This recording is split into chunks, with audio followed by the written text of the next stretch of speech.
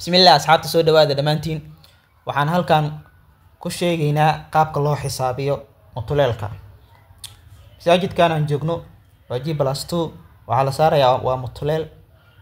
hadda waxaan kasoo xisaabinaynaa gudaha masaajidka mutuleelka. tusaale waxaa loo baahan yahay marka hore inaad soo saartid markaad mutuleel xisaabinaysid area waxaa lagu xisaabiyaa area square waa taqaaniin. waxaa lagu xisaabiyaa width lagu dhuftay 9 mitro waakaas waa 5 mitri 9 oo kale oo width ayaad haysataa. dhirir ahaanna waxaad xisaabinaysaa lengthiga dhirirka inta uu yahay mutuleelka. haddii tusaale ku noqdo mitri 80 ilaa mitri 9 ayaad noo noqday waa tusaale.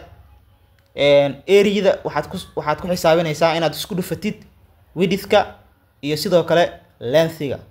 haddii marka tusaale waxaad meesha aad xisaabinaysid oo widthka uu soo kala dhex galo daaqad, waxaad sameynaysaa daaqadaas waad ka jaraysaa. tusaale 5 mitri 9 width ayaan haysanaa, waxaan ku dhufanaynaa mitir iyo 9 oo length ah. area square waxaan haysanaa 11 lagu dhufto 21 oo ah mitr square. marka hadday daaqad kaasoo kala dhex gasho daaqada waa xisaabinaysaa. tusaale daaqada waxaa waa mitir oo width ah iyo balac oo waxaad xisaabinaysaa daaqada iyo balaci oo ah mitri ilaa 9. tusaale marka mitir iyo 9 oo ah lengthiga daaqada ayaad waxaad ku dhufanaysaa mitir.